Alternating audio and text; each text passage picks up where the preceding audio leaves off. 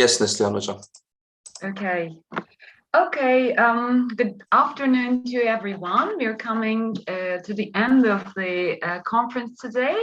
So I'm really happy to chair this session, which is entitled Drama 2. Today we have very interesting papers and very interesting topics to explore, to discover. So let me start this session. Our first presenters will be Aysoy Gümüş and Cengiz Karagöz with their paper entitled Representations of Violence in Howard Branton's Romans in Britain. So let me introduce you, the presenters. Aysoy Gümüş. Sorry. Okay. Yeah. Aysoy Gümüş got his BA degree in English Language and Literature at Cumhuriyet University in 2004 and his MA in the same department in 2013. After having written his dissertation on fiction of Chinua Achebe, Ngigi wa Thiong'o, and Salman Rushdie by referring to postcolonial, neo-colonial, and cultural studies, he got a PhD degree in the Department of English Literature and Culture at Atılım University in 2019. He's currently working in School of Foreign Languages at Istanbul University. His research focuses on postcolonial literature, neo-colonial criticism, eco-criticism, and neo-historicism. The co-author is Cengiz Karagöz, got his BA degree from the Department of English Language and Literature at Cumhuriyet University in 2004, and he took his MA degree in English Language and Literature at Namık Kemal University in 2014, after having written his dissertation on fiction and Jumbalahiri by referring to postcolonial, global, and cultural studies. He got a PhD degree in English Language and Literature at Istanbul University in 2019. And he has been working as an academician in School of Foreign Languages at Namık Kemal University since 2009. His research focuses on postcolonial literature, globalization, migration, and cultural studies. Aysoy Hocam, we are ready for your presentation. Thank you. Thank you, dear Chair. First of all, I would like to thank the organizing committee for accepting our paper and all participants for their attendance. At first, I will give a brief note on Howard Branson. Howard Branson, I'm sorry, I forgot to share my screen. It is...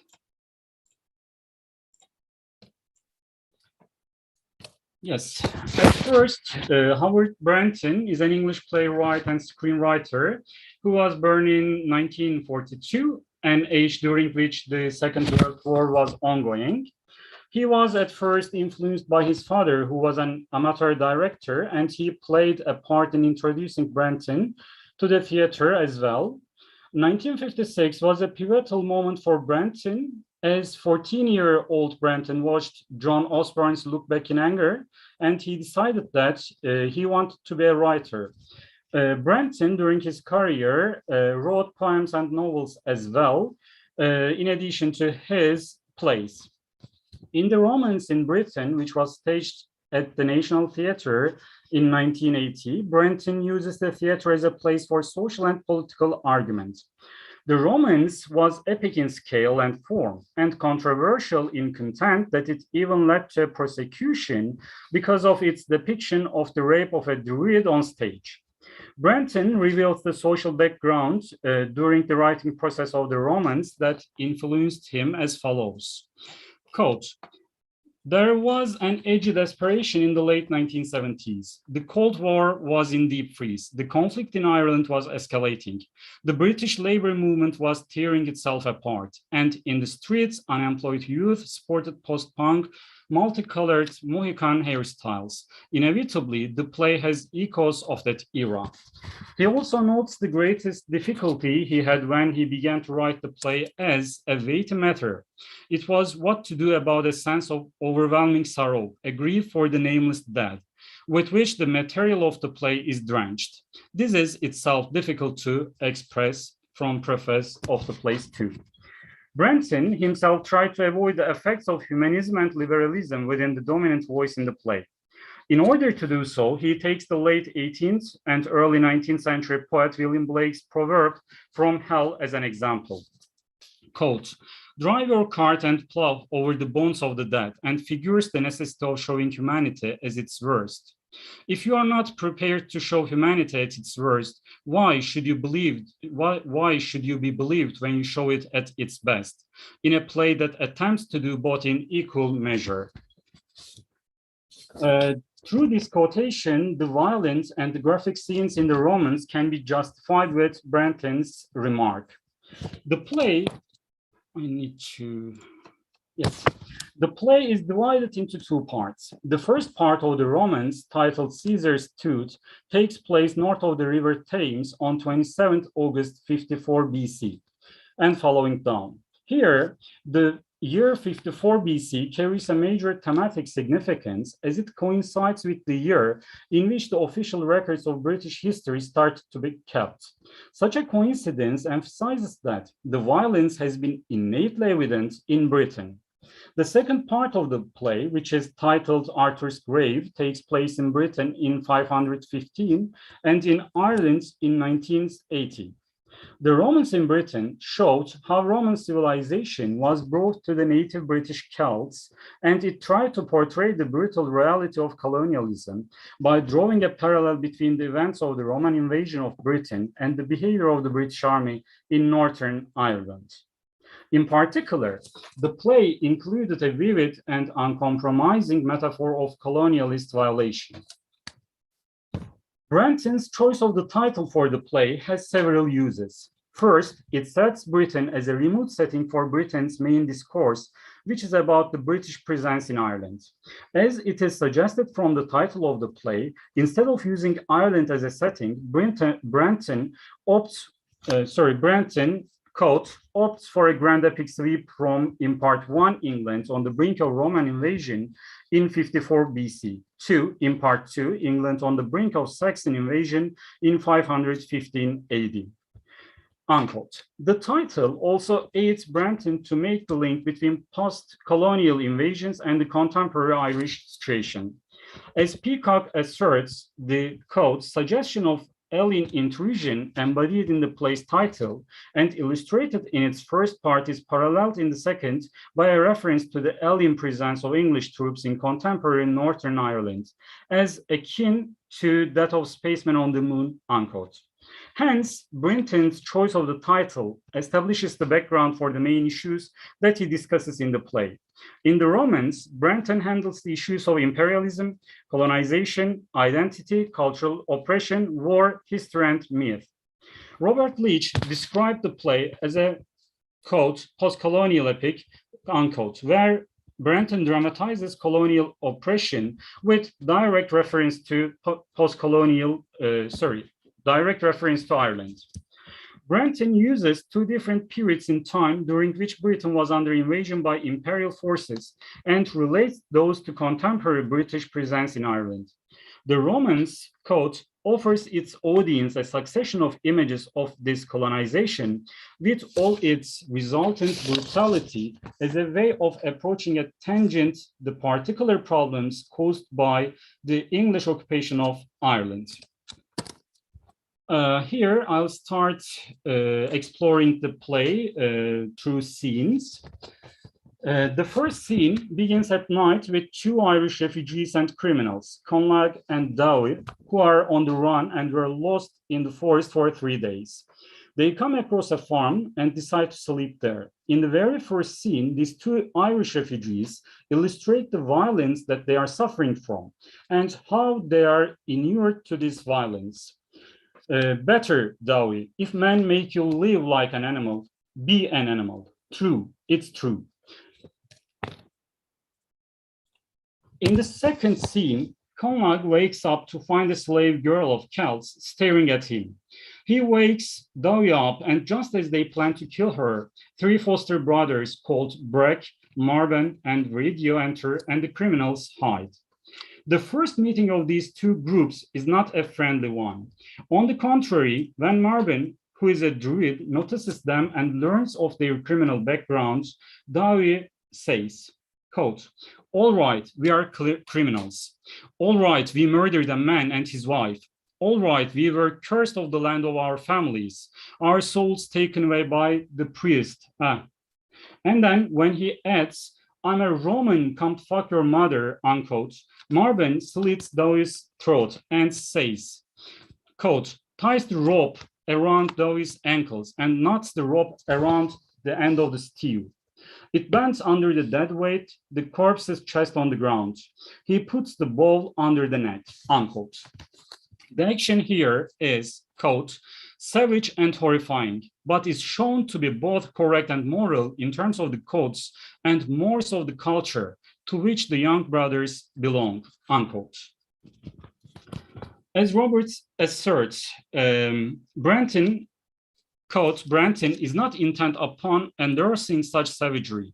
He is though concerned to show how the strictures of law and proper behavior as determined by agreement were observed by the members of such a society," unquote. Here, it can be said that in the early stages of the play, Branson introduces the Celtic society not as civil people living in a harmony, but as warlike people that are prone to violence. Though in the second scene, Conlac runs away, this doesn't necessarily mean that he's secure, as three brothers are determined to find and kill him. Quote, "The little one will go into the woods. We will run with the dogs all day, a hot day. We will shoot to him. He will scream back. Then in the afternoon, silence, the woods, he and us. Even the dogs won't bark, just breath. You will hear their hearts thumping. Brilliant light and dark under the trees. And we will kill him in the evening and come back home with his head and get pissed." Through this scene, it can be deduced that Celts were savage as they have a wild instinct to catch and kill Conlac, who runs away from their farm. And this creates a source of excitement and joy for three brothers. Thus, Branson concludes that three brothers kill others not to defend their lands, but just to enjoy their instinct, which clearly depicts that they have an inborn tendency to violence. Just as the three brothers begin to chase Conlac, the mother, who is the owner of the farm, enters with some villagers and two envoys from another tribe. Envoys warn the mother and her tribe about the approaching Roman threat. Quote, "The Roman army moves through this island, a sheep of horror, smashing the woods and farms. Animals run before it. The sheep of horror in the water, pushing before it the animals. Men, women, and children of the farms. Even in this backwater, can't you feel it?" Through this quotation, Branson stresses how big the approaching menace is. He also claims that even before the arrival of the invaders, they are able to affect people's psychology dramatically. Then the third scene, which is infamous. With the infamous third scene, the story returns to the Foster brothers, who are now resting near a river bank during their hunt for Conlac. The three Roman soldiers, who are separated from the rest of their army and want to swim, emerge from the forest. At the very first moment when three Roman soldiers see Foster brothers, the first soldier called them as three walks, which clearly puts forward that for the Roman soldiers, three brothers are no different from animals. According to Collins' dictionary, wog is an extremely offensive word for anyone whose skin is not white. Therefore, as the three brothers are not Romans, they can be insulted through racial expressions. Then, in their first meeting, the three soldiers fatally wound Bragg and kill Viridio. Quote, "The first soldier walks toward Marvin and feigns him away from the second and third soldiers, who with their shields calmly crouched in Viridio, slam their shields against him and kill him. They step back," unquote. Finally, the third soldier sexually violates Marvin, and one of the other soldiers reflects the colonial violence by referring to one of his friends who, quote, has been to Orient Persia, fine little ways he has picked up in his career. But what the fuck do you expect from a man who has been in Persia, unquote. By describing such funny little ways, Branson states that this rape is not a discrete action. On the contrary, it's a reflection of colonial power, one of which main objective is to enslave the other nations one way or another. As Marvin becomes conscious again, the second soldier saves his life by clearing phlegm from Marvin's mouth. However, by calling Marvin as Nignog, he once again insults him. In the scene, Branson not only reveals territorial imperialism, but cultural imperialism as well.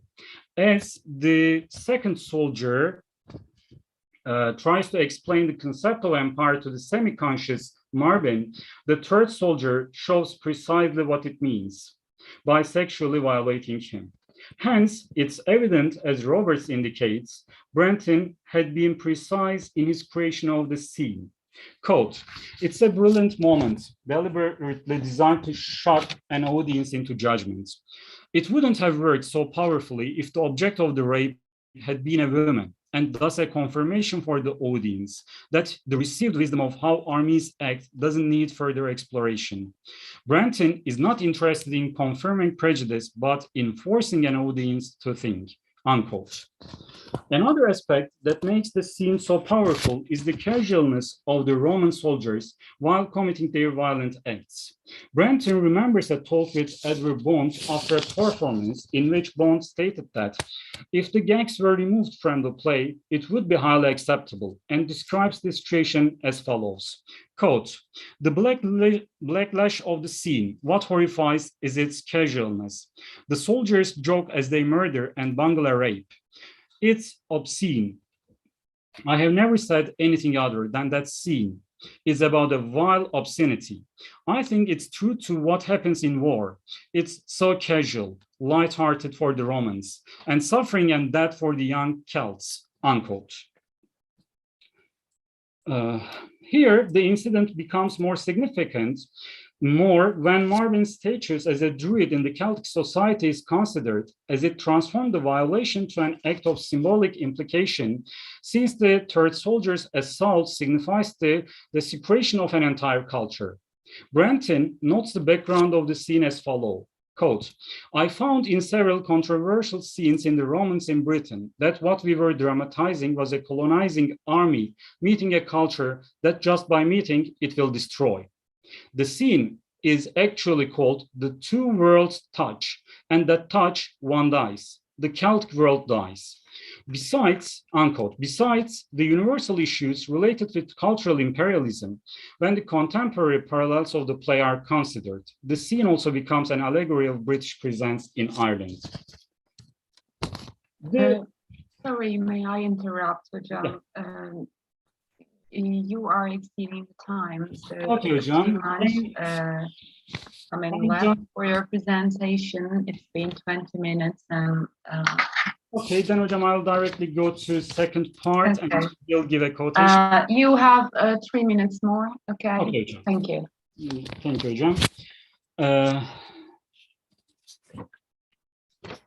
In the last scene of the first part, Conlag and slave girl are at the north bank of the Thames. With a stone, the slave kills Conlag, whom she says had raped her in the forest. Then Branson makes the connection between past and present evident. Then, in this scene, the setting of the play shifts to modern times with the arrival of the Roman army in modern British army apparel and with the sound of helicopters, hence invoking the contemporary issue in the play. As Boone stresses, it's, quote, a breathtaking moment, a daring assertion that between Roman soldiers and British, there is no real difference bar technology, and that the British are as much invaders in Ireland as the Romans were in Britain. In the following action, the slave, who is now labeled contact by the soldiers, indifferently throws a stone at one of the soldiers and is immediately shot by one soldier with an automatic weapon. by, quote, calling attention to the parallel between the brutal Roman imposition of their culture on Britain and similarly brutal imposition by the Protestants on Ireland. Branson raises political issues about the interpretation of the past and the most important, proper conduct in the future, unquote. Thus, with such an ending to the first part of the play, Branson not only brings the contemporary issue of Ireland into debate, but also urges the reader to make a connection between the past and the present. In conclusion, Branson's The Romans in Britain depicts how colonial powers controlled other nations through violence. In spite of the shifts in setting and characters of the play, the dominant theme, violence, perseveres throughout the play. Branson illustrates the slave-master relation, which is established through torture, rape, or even murder between Romans and British in the first act, and British and Irish in the second. Therefore, The Romans in Britain explores different forms of violence, mainly racial and ethnic violence, which have resulted from imperial ideology of dominant nations. Thank you very much, Hocam, and thank you for attending. Thank you, Hocam. That was a very mind-blowing presentation. Thank you. And we will be getting questions after all presenters have done. Okay, thank you. Thank you very much. Now we're moving on to our second presentation, which will be Accidental Killings in Sarah Kane's Poetless Love. And we are going to hear about the play and Coldian approach to the play, which we can't wait to listen. And let me introduce you the authors of this presentation, presenters of this presentation. We have three presenters today for this paper, and Gamze Şenol, graduated from Karabük University, Department of English Language and Literature. She's currently a student at Karabük University, Institute of Social Sciences, Department of English Language and Literature. Samet Güven, graduated from Karadeniz Technical University, Department of English Language and Literature. He received his MA at Atılım University, Institute of Social Sciences, Department of English Language and Literature, and his PhD at Istanbul Aydın University, Institute of Social Sciences, Department of English Language and Literature. And the last presenter is Senanur Yıldırım, who graduated from Karadeniz Technical University, Department of English Language and Literature. She's currently a student at Karabük University Institute of Social Sciences, Department of English Language and Literature. And now I kindly invite Gamze Şenol for the presentation. Thank you for chairing this session. Good afternoon, everyone. I couldn't join the previous sessions because of my lessons. Thank God this hour was empty. I will try to express the play and some characteristics in it. Firstly, let me share my screen. Can you see it, right? Okay. Firstly, I have two friends more, as Neslihan Hocam said, but they're not here for their lessons. They couldn't participate. Firstly, our title is Accidental Killings in Sarah Kane's Federal Law. And what we have in our paper, sorry, I think I had to share my full screen.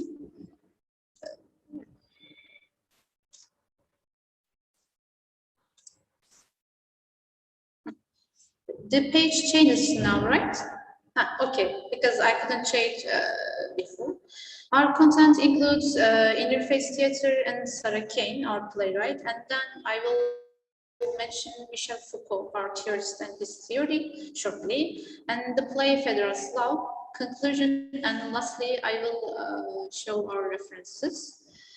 Firstly, the first thing that I want to focus on interface theater as because our play belongs to this kind. It is basically described as by Sears. It's the kind of play which takes the audience by the scruff of the neck and shakes it until it gets the message. He, in this code, he highlights the effect on its audience emerging in a chaotic environment where the audience faces hidden emotions. And he also regards theater as a interface theater as a tool addressing to the soul's code to smash their taboos and make them discuss the heroes or hate them, unquote.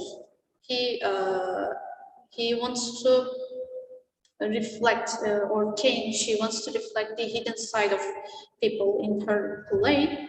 And general features of this kind of theater are, firstly, there are characters mostly portrayed with psychological instability to a violent approach towards other people, and themes are rape, murder, or there are usage of inappropriate words.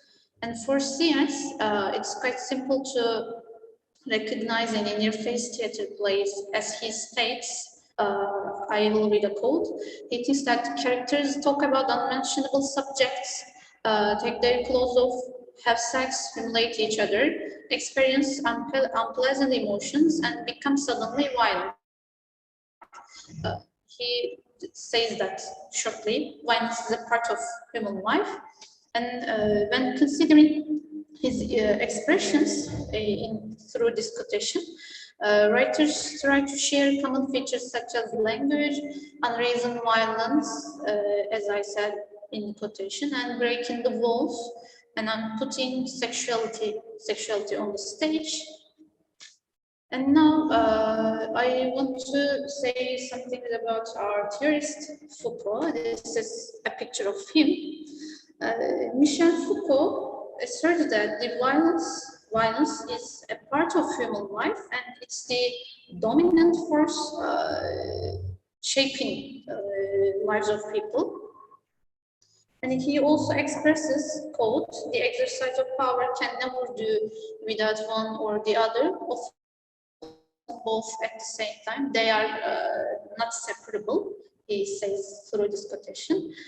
And this means power isn't something on the control of strong over the weak and not achieved with an authority. It depends on conditions that might change. And here's, he also adds, this is a quotation, it's not the privilege acquired or preserved of the dominant class, but the overall effect of its strategic positions, unquote. In other words, what we can say, violence takes the required authority from power. If there is power, violence also exists. A powerful group or individual is more likely to take violent actions compared to those who don't have such power. And now we have our playwright, Sarah Kane. This is a picture of her and a quotation per verse. I like this verse so much, that's why I put it here. She says, once you have perceived that life is very cruel, the only response is to live with as much humanity, humor, and freedom as you can. She simply wants to say, try to be happy and not behave differently than who you are. And Kane, Sarah Kane is one of the major figures of interface theater, actually like a mainstone, let's say. She doesn't hesitate to put the unconventional scenes on the stage because she thinks that the author's responsibility is to raise this awareness of the truth.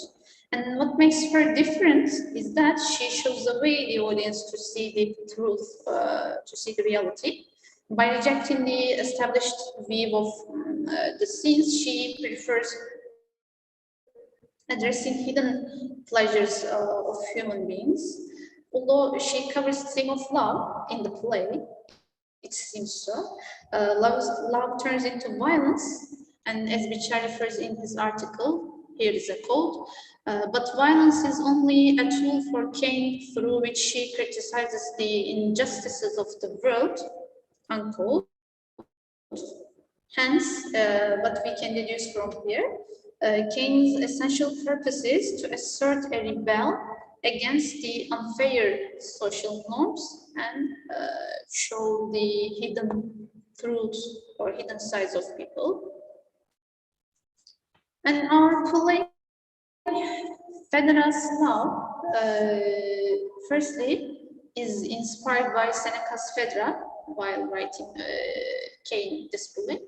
And it portrays a reality that people escape, like the characteristic of interface theater, and breaks the norms as accepted as only one right way in society and stereotyped ideals.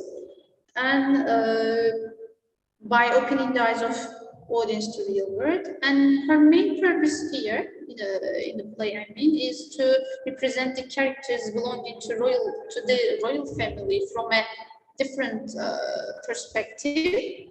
And she uses, to make this come true, she uses extreme sexuality and violent scenes to provoke audience for the play.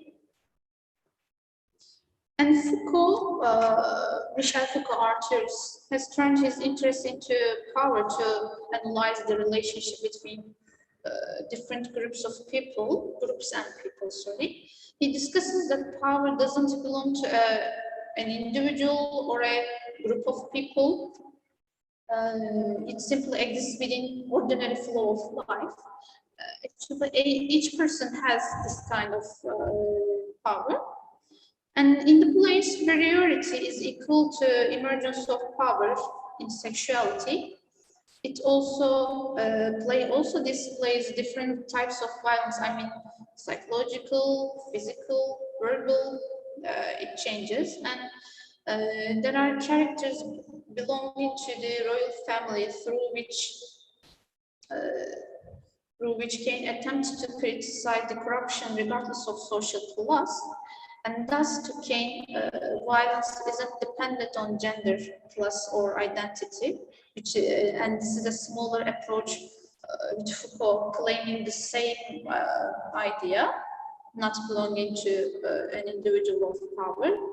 And another important crucial point is that people have desire to display power on other people who they think they are not powerful like them. And Hippolytus, in one of the main characters of the play, is the best example for this explanation, because he practices his power on Phaedra, the other main character, and her daughter Strophe. He has a sexual relationship with those women, but he has this relationship as a pastime activity, and he is an indifferent man to love. Here is a quote of his approach to relationship. Phaedra says, would you enjoy it? Hippolytus, no, I never do. Then why do it? Life's too long. He thinks this relationship, those relationships, just as a pastime activity. And on the contrary, then Hippolytus, Phaedra, falling in love with her stepson. By the way, Hippolytus is her stepson. To him, she offers her body to him, since she believes that this is the only way to address his greedy interest, to be together with him. And his power is displayed over Phaedra's actions. To Foucault, power has a fundamental role with violence, and it necessitates being suppressive to practice it on other people, just like Hippolytus did to Phaedra. And it also causes accidental deaths while practicing on humans. Despite the coldness to the events happening around him, I'm talking about Hippolytus, he attacks Phaedra when she mentions the mysterious woman Lena, who pushes him into violence. Kane here only refers to her name, to Lena, without clarifying who she actually is. Even if she seemed like an ordinary woman for Hippolytus, the audience may perceive the importance of her, possibly maybe a mother or a previous lover. And here is the quote showing his reaction when Fedra mentions her name. Lena, weren't you? When he hears his name, she grabs Fedra by the throat. Don't ever mention her again. Don't say her name to me. Don't refer to her. Do not even think about her. Understand? Understand. He, unquote, he answers and reacts like this when hearing his name. When Fedra couldn't find what she thought when she wanted to be together with Hippolytus, she regards suicide as a solution for her greatest desire Hippolytus. She is aware that they are not meant to be together because he is her stepson, and that's why she presents herself, her body, through suicide as a reward to him. And in this point, the violence leading to suicide is a psychological one, not physical. And for a while, after her mother's death, Fedra kills herself to commit suicide. After her death, her daughter Strope thinks about her mother's death for a while, just for a short time. But she needs to stay calm to have life assurance, to stay alive. And that's why anything against her ambition leaves everything behind, even if it's her mother's death. She just cares about the reason why she dies. And on the other side, while she was thinking her mother, Hippolytus confesses the relationship between Strope and himself might be a reason to Fedra's death. And here is the quotation. Hippolytus says, I told her about us. You what? Yes, and I mentioned that you had her husband. Unquote. He confesses the relationship. And after this confession, a crowd and the king, Theseus, piles on Hippolytus and humiliates him. Since Phaedra accuses him to be rapist in her note, she leaves a note before committing suicide and says Hippolytus is accused of my death. And at this point, social justice becomes superior. How? It seems each class in society tends to perform violent action through Hippolytus. And when the king Theseus heard about this, Phaedra's death, loses himself, and when he learned that his son raped his wife, he wants to take revenge, and his ambition leads him to show violence and make some mistakes, terrible mistakes. Strope attempts to stop the crowd to attack Hippolytus because she thinks his innocence and she wants to have life assurance for herself.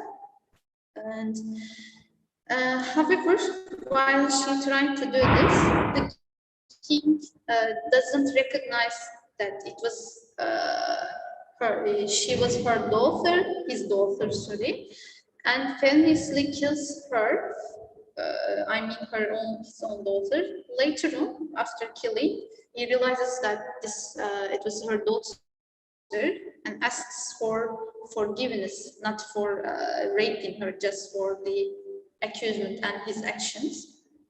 He always looks for excuse from the society, but his actions is not something forgivable.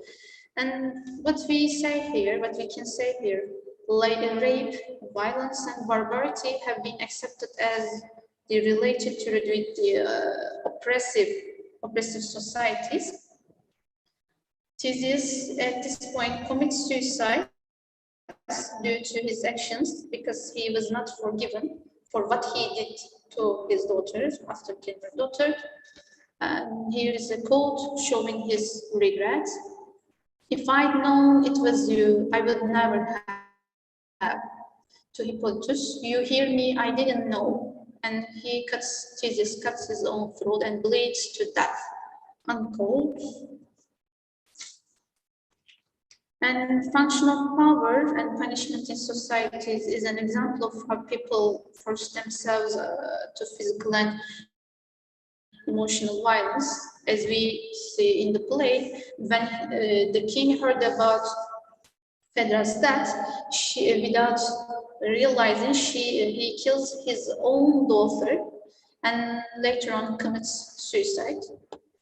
And there's an important thing here. Panopticon for Foucault is an important term which describes the isolated world of an individual from society. And this isolation forms a rule that resembles a prison cell. In the play, Hippolytus's living room is a kind of prison which is established by himself, and the only area he exists. And Kane portrays Hippolytus within his self-made prison, like a panopticon. He creates his own jail, let's say. And in the conclusion, Phaedra's love is a portrayal of violence and power ignored by society. And Kane, in this point, aspires to mirror the level of corruption in the communities through in-your-face theater characteristics, and violence and power coexist together in the barbaric behaviors of characters involving rape, murder, or fight. Best examples here are Hippolytus, and theory of power shapes the play as the power forms the basis of violence. And in other words, lastly, violence appears intentionally, although it seems ferocious. Both violence and power are the main structures of human life. They always exist together. They're not separable things. That's all for my presentation, and I thank you all for listening. This is our reference list. Thank you, Gamze. Thank you for your really interesting presentation today. Could you please stop in your screen as well? Okay, thank you. Thank you very much. We'll get the questions after our third speaker. And please let me introduce the third speaker to you.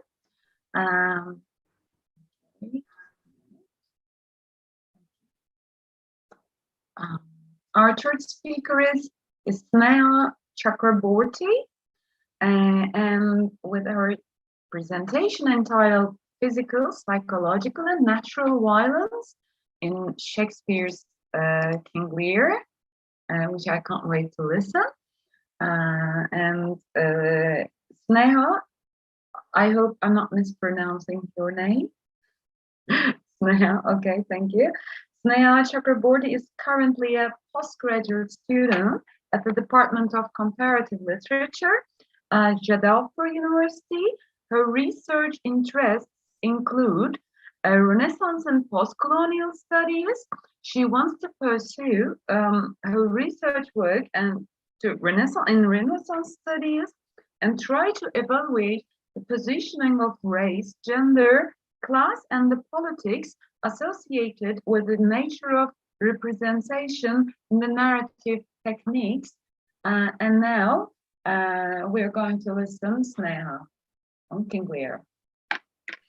Thank you so much for giving me this platform to speak. So the title of my paper is Critically Analyzing the Psychological, Physical, and Natural Violence shown in King Lear. Since I'm having a technical glitch, I'll be reading out my paper. I can't seem to share my screen for some reason, so I'm extremely sorry. So to begin, the act of violence should always be viewed from multiple perspectives as it continues to function as a cohesive system to inflict pain, either consciously or unconsciously. So in this presentation, I would like to critically identify the various dimensions of violence shown in the magnum opus King Lear. Shakespearean tragedies frequently find a unique way of expressing violence that acts on multiple foundational grounds, where one action usually results in a completely different cause of reaction. It will provide an intriguing look at how the loss of authority and material goods can be linked directly to the cause of psychological suffering.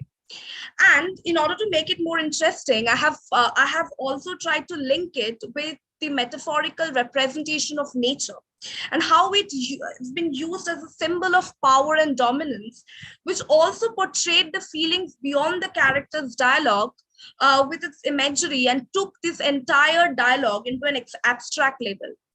And this paper would also attempt to link the catastrophic events that Shakespeare expertly combined to evoke the conflicts of his characters and the violence inflicted upon them. Now, according to World Health Organization, the definition of violence is the intentional use of physical force or power, threatened or actual, against oneself, another person, or against a group or a community, that either results in or has a high likelihood of resulting in injury, death, psychological harm, maldevelopment, or deprivation. There are different types of violence: interpersonal, collective, as well as personal. Now, all these types of violence result in a particular outcome, that is, to inflict pain. According to Hannah Arendt, violence being the most elemental experience of human strength that uses strength as a tool. And Shakespeare's King Lear uses violence in its multi-layered form. It shows how it is often used as a weapon to intentionally hurt someone, either in psychological abuse or exploit physical pain. In some instances, it is directly connected with maintaining the position of power. In the book Violence by Slavoj Zizek mentions that something violent is a very representation of a thing. To make a statement, perpetrators often inflict pain to show supremacy. And I would like to highlight some of the scenes from King Lear to understand this infliction, installation, bearing of violence, to understand its tenet. By understanding the aggressor-victim relationship, and also to understand how it has also been used as a perception as well as a phenomenon. The epistemic injury theory of violence has been observed by feminist critics, which can be primarily observed while dealing with the character Cordelia.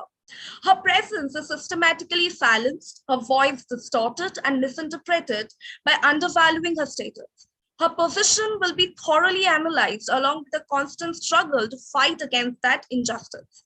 Shakespeare has added an abstract subtext like violence by relating to the character's struggle with the natural catastrophe. So firstly, I'll be talking about the epistemic violence and Cordelia.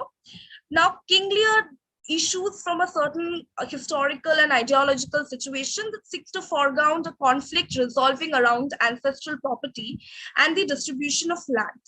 The division of land is necessitated by Cordelia's marriage, which demands a dowry in the form of a part of the kingdom. Lear's kingdom believed in the law of primogeniture, but Shakespeare's Lear decides to confer on Cordelia the most deserving of Lear's daughter, the most opulent share of the property. Cordelia, however, refuses to flatter her father like her sisters, Goneril and Rigel, and tells him that she loves him exactly like her bond, a term that Lear doesn't understand, which triggers off the tragic actions. She's insulted, humiliated in front of everyone in the court for voicing her own opinion against her father's whims. Cordelia's silence opens and closes the narrative action, making her the play's structurally unifying force. In the beginning, her refusal to say what King Lear wants of her caused him to declaim her and then banish Kane, setting in motion the chain of events that leads to King Lear's descent into madness and the breakdown of the social hierarchies in Lear's world. At the end of the play, we will see that Cordelia's final appearance yields not an answer, but the absence of one. Her character is constantly subsided with her close ones' rude remarks, emotional manipulation, and also misogynistic commentaries.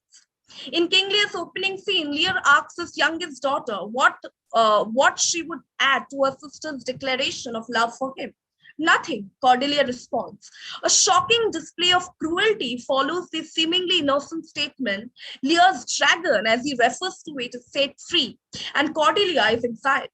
William Hazlitt linked Lear's mental state to a solid promontory pushed from its foundation by the force of an earthquake. Cordelia speaks to quote, "Unhappy that I am, I cannot heave my heart into my mouth. I love your majesty according to my bond. No more, no less." She's courageous enough to speak her mind. However, the violence she has to withstand for the expression is too harsh for any daughters to behold. The audience is asked to accept this idea of patriarchal misogyny. Daughters are expected to endlessly be loyal to their fathers. Familial relations are determined and fixed under the misogynistic ruling. McCluskey adds that in King Lear's kingdom, a woman's lust represents the core of corruption. Patriarchy, the institution of male power in the family and the state, is seen as the only form of social organization strong enough to hold chaos at bay. However, unless you are thrown deep into feminism, this looks like taking things too far. Therefore, it becomes the root cause of violence upon women, treated as an object to portray dominance and control. She has an opinion of her own that is considered outrageous, and therefore she has to suffer. She also mentions Cordelia speaks to her father by mentioning that you have begot me, bred me, loved me. I return those duties back as a right fit, obey you, love you, and most importantly, honor you. Why have my sister's husband if they say they love you all happily when I shall wait? That Lord whose hand must take my plight shall carry. Half my love with him, half my care and duty. So we can understand how she's actually the one who is talking logically. According to the Handbook of Epistemic Injustice, it actually refers to the unfair treatment based on knowledge, comprehension, and participation in communicative practices. All these things we can see while approaching Cordelia's character. These issues cover a wide range of topics which may relate to unfair treatment and unjust structures in meaning-making and knowledge-producing practices such as exclusion, silencing, invisibility, as well as inaudibility or a distorted present or representation.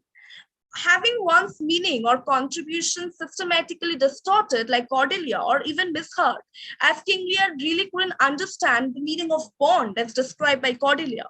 She's completely being misinterpreted, having diminished her status or standing in community's practices. Unfair differentials in authority and epistemology being cooked or instrumentalized. She became the victim of massive manipulation from her father. Her self-worth is subjected to question and she is banished from the kingdom. King Lear continued to devalue her not only in private, but also from in front of everyone in the court, even her potential suitors. He continued to attach her worth with materialistic possessions. He further claims that she is not worth anything without the dowry that she was supposed to receive and persuades the Duke of Burgundy to not marry her. I'll read a short excerpt to understand. So Lear is telling the Duke of Burgundy not to marry her daughter by explaining, when she was dear to us, we did hold her so, but now her price has fallen. Sir, there she stands, if aught within the little seeming substance, or all of it with our displeasure pleased, and nothing more, may featly like your dress, she's there and she's yours. With materialistic possessions, she's attaching her self-worth. He further claims that she's not worth anything. Now, different types of violence can be observed in this particular scene. It includes mental manipulation, abuses, name-calling, humiliation.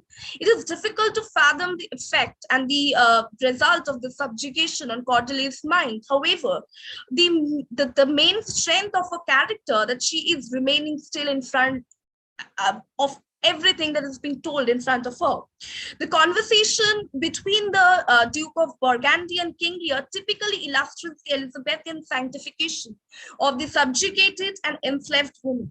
The woman's identity was taken for granted, and its implication of subjugation and enslavement to physicality were forgotten. A socially sanctioned and elongated form of violence can be observed, culminating in various manifestations, which include denial, dominance, and distress. One of the interesting takes was taken by Garvasi Maclab in The English Housewives. In Dover Wilson's Life in Shakespeare's England allows us to have a glimpse of this aspect of Shakespeare's England. He speaks about that our English housewife or mistress, who is the mother and mistress of the family, and hath her most general example of her virtues, and the most approved skill of her knowledge, those of her family may both learn to serve God and sustain man in the godly and profitable sort which is required of every true Christian. Cordelia is accepted to behave in accordance to the construction ideology of pre-Christian cultures across the globe, which define woman as mother deity, mother earth, etc.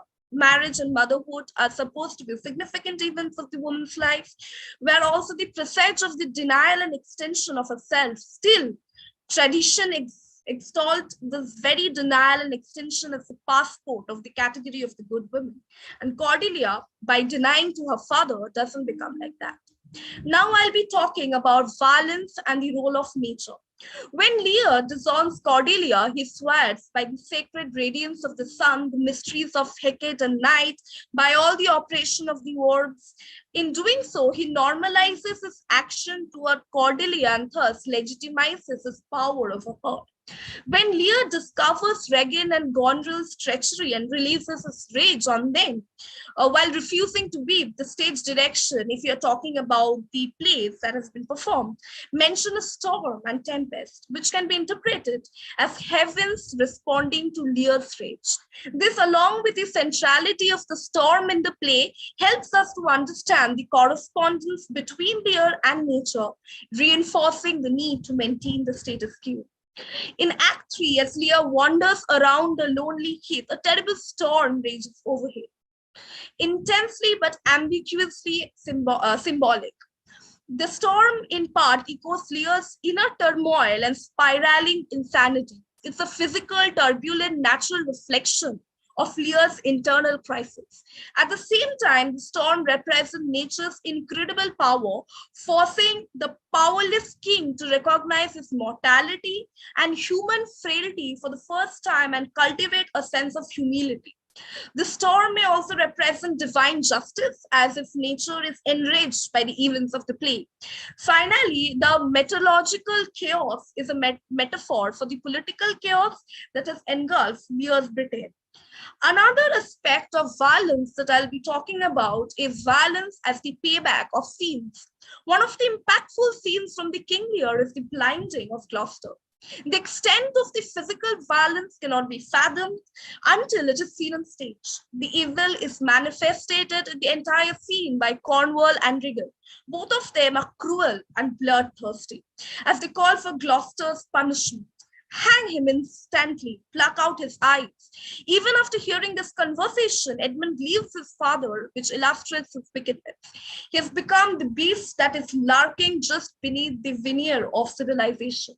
When Gloucester is brought to Cornwall, he mentioned that he must satisfy his wrath without maintaining any rules of hospitality. Regan plucks Gloucester's beard, reinforces the point that she no longer has any type of respect for his age or even his rank. Intensifying this torture, Cornwall takes another of his eyes. The act is so brutal that even the servants cannot stand without acting something. In spite of the hints of the upcoming cues of violence, the audience as well as the readers are totally unprepared for this brutal act. No one is prepared for the plucking out of eyes and the gradual stomping for those eyes under the boots. The most striking part is the justification of the crime and the brutal physical abuse. Now, violence has always been used as a payback of sins. There has been always a justification attached to the commitment of violence. It has been done as a repercussion of this, as we will be seeing in Gloucester's case, as Gloucester has faith in divine justice. It is a classic Elizabethan stroke to validate the entire act as a punishment of his previously committed crime. Gloucester has had multiple love affairs, and his son Edmund thinks he deserved it. It raises an important concern for the act of validating hate crimes by attaching the notion of justification. This makes Gloucester a foil for Lear, both personally and politically. Gloucester and Lear both reject the child who truly loves them in favor of children who suck up to them. Metaphorically, both Gloucester and Lear are blind in both of their respective good children, Edgar and Cordelia. And the wickedness of their blind does Gloucester gain true insight into what his children really are. So one of the reasons that I have included this type of violence as a payback of sins is that we often see it very common in our society as well. As a payback, as a revenge, as part of honor killing, we often see the justification of violence, which is extremely unfortunate. It is significant even today that the act of violence often become this act. It gradually results in the glorification and multiplication of violence, and resulting, to quote Gandhi, an eye for an eye is actually making the whole world turn blind. Apart from its metaphorical annotation, the essence of this statement can be understood quite literally in King Lear. So in order to conclude, I would say that these are the different layers, multiple implications of violence that can be observed in King Lear. There are other instances, but these are some of the significant which I think made a large impact on my mind while I was reading King Lear for the first time. And it's very important to analyze it correctly in order to understand the underlying annotations and to have a deeper impact of the nature of violence. And the most interesting part is the relatability. Most of the things that have been said, most of the conduction of violence are very much relatable in today's society. Therefore, I would like to end it by saying, yeah.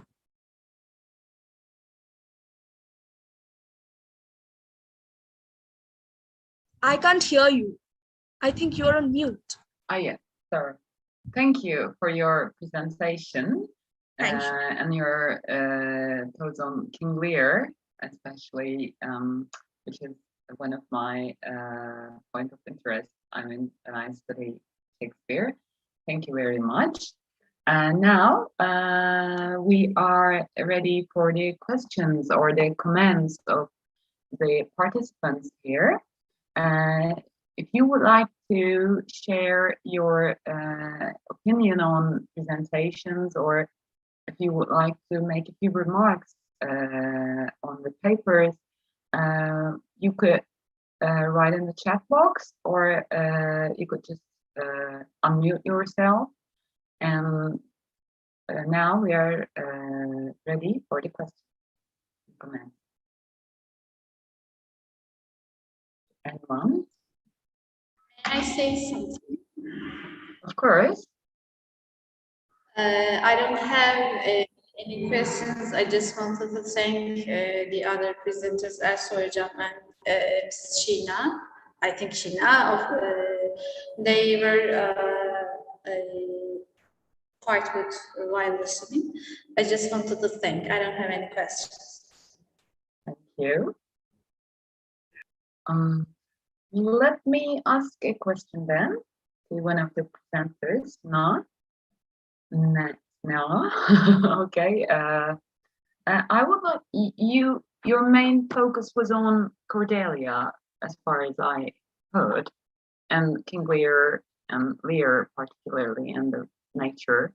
But I would like to ask you that, I mean, when we speak of the violence in King Lear, and most feminist criticism or violence studies just focus on Cordelia, but what about the other Goneril and Regan?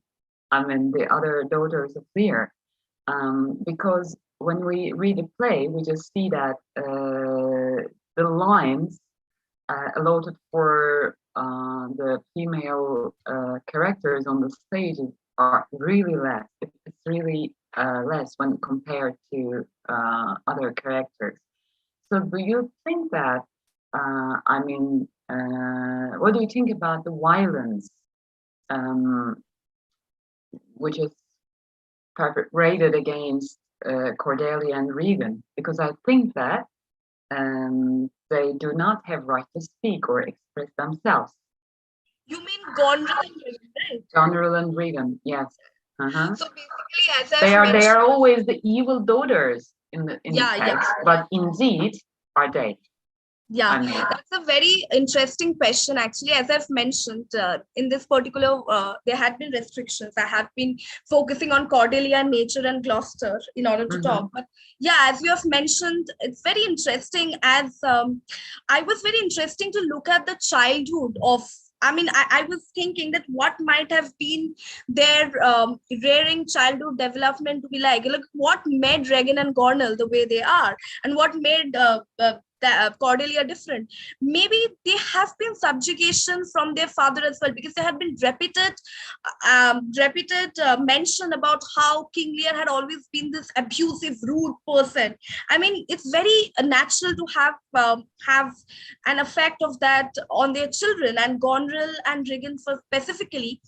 One of the reasons why I didn't include them was because from the beginning, if we look, are being seen as evil daughters, but towards the end we see that how they had also been subsequently fallen into the trap also.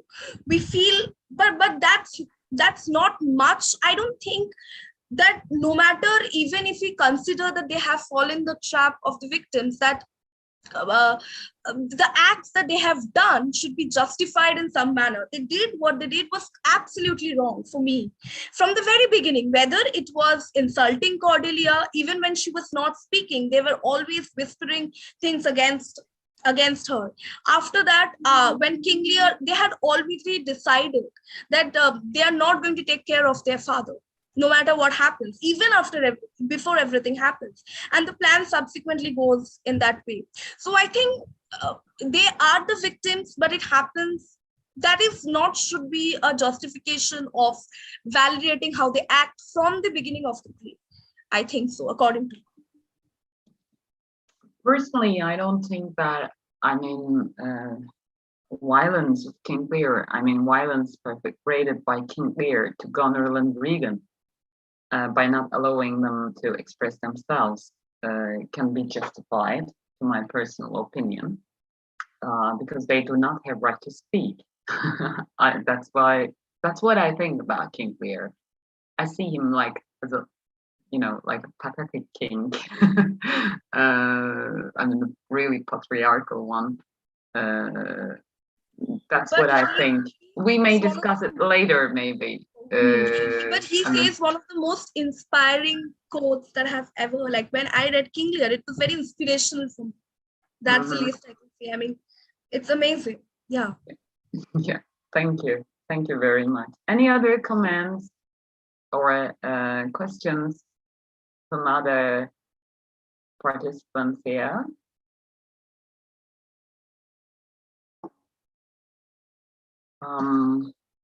Let me ask another question then, if you would like to.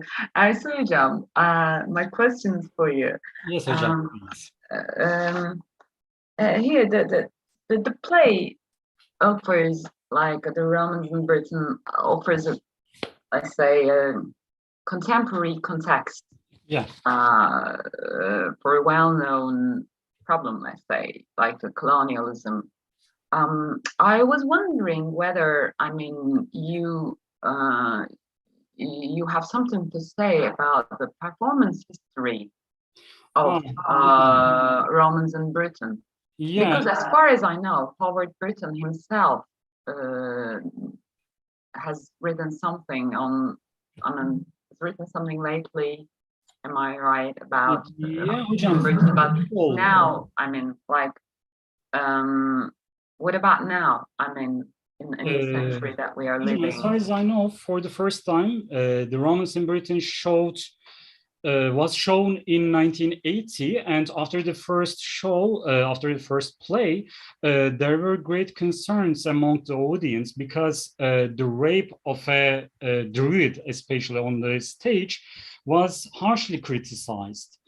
Just after that, the first director, I'm not so sure about his surname, but if I'm not wrong, Bungalow or something like that, warned Branson to take some scenes out of the play while showing the play, while acting the play. But Branson intentionally didn't let this, as he wanted to show how wild is colonization and the effects of it. That's why I can say that for the first time, the play was harshly criticized and some offered to take out some parts. But for now, it's not so harsh, especially after the colonial period that was observed all over the world, I think. Yeah, I think it might be still contemporary as a text when we talk of colonialism and the things happening right now. I mean, it could be still a contemporary text. I was wondering whether it is still on the British stage. I mean, is it still a preferred play to be staged for British drama? So thank you. Thank you, Ecem. Thank you. It might be inspiring maybe to just explore the performance history of the play as well. Thank you. Thank you. Any other comments or? Shall I ask one more question to Gamze? You said that the play was inspired by Seneca's Playwright. Is it a rewriting? I mean, is it? I couldn't get. Is Sarah Kane's version? Is it? Could you call it as a rewriting of the play? And if it's a rewriting of the play or the text, do you think how Seneca and Kane reacted to violence? In what ways do they differ?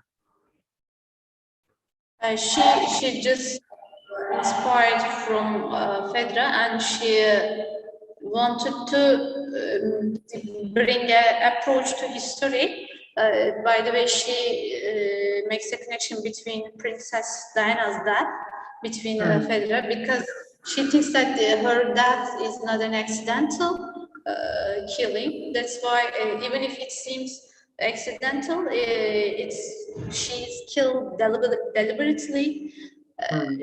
We think in the same way with our Playwright. That's why we also put a bracket between the word accidental. We don't think it is accidental. It's real death. That's why she bring a different approach. She brought a different approach to. There is nothing accidental. Nothing is accidental. Okay, thank you. Thank you very much. So I think we need to close the session. Barış Hocam, am I right? For the next session, and the virtual hall one should be ready. So I'm very happy to chair this session. So thank you very much for this.